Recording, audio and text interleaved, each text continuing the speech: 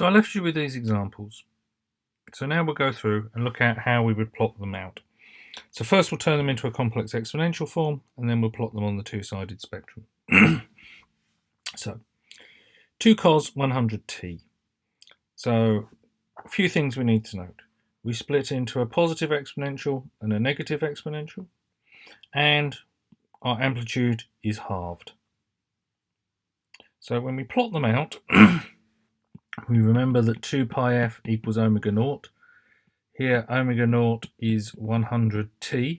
So omega naught is 100. So f is going to be 100 on 2 pi. So that's our frequency, 100 on 2 pi hertz. So when we split them out, we have our amplitude of 1 on either side. Our frequency in hertz is 100 on 2 pi.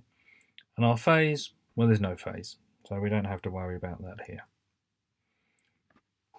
Our second example is a sine. So the first thing we're going to need to do is to turn that into a cosine. So we'll have 5 cos 2 pi 400t, and then we've got plus pi by 8. If we take away pi by 2 from that, we'll end up with minus 3 pi by 8. So when we plot this out, we have to remember to halve our amplitude. So we have 5 on 2. Our frequency in hertz is going to be given by 400. And our phase, we have minus 3 pi by 8, because our minus here. But because of our odd symmetry, at minus 400, our phase is going to be plus 3 pi by 8. Always equal but opposite. And in our final exercise, we now have 2 terms, but we do exactly the same with both of them. We have to remember to halve our amplitude again, and then we can just plot against our frequency and our phase shift. So our frequency is going to be, for this equation, going to be 20. And so we have a quarter at plus 20 and a quarter at minus 20. And our phase is plus pi by 4. So at plus 20 it will be pi by 4, and at minus 20, minus pi by 4. Our second term here comes from our 2 pi 30t frequency term. So again, we've halved our amplitude of 2, and our phase is pi, or minus pi here.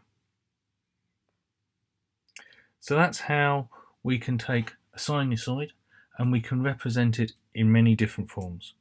We can represent it in the time domain, we can represent it in a single-sided frequency domain, or if we take on the complex exponential form and think about our two vectors rotating in opposite directions, we can think about having both positive and negative frequency. Now at this point it might not make a great deal of sense as to why you might need negative frequency, but as we start seeing about how we can shift and modulate and take on the various aspects of actually processing these signals, analysing them and adjusting them, you'll start to see that actually the negative frequency gives us a great helpful way of thinking about how our signals are actually formed to enable us to get the right answers when we start processing them.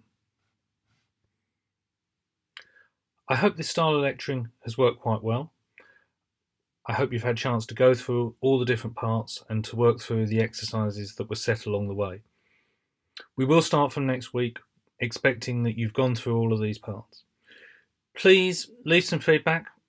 If you've got any comments on this, post it to the forum. If you've got any questions after the lecture slot is finished, please post those to the forum as well, and I'll see you next week.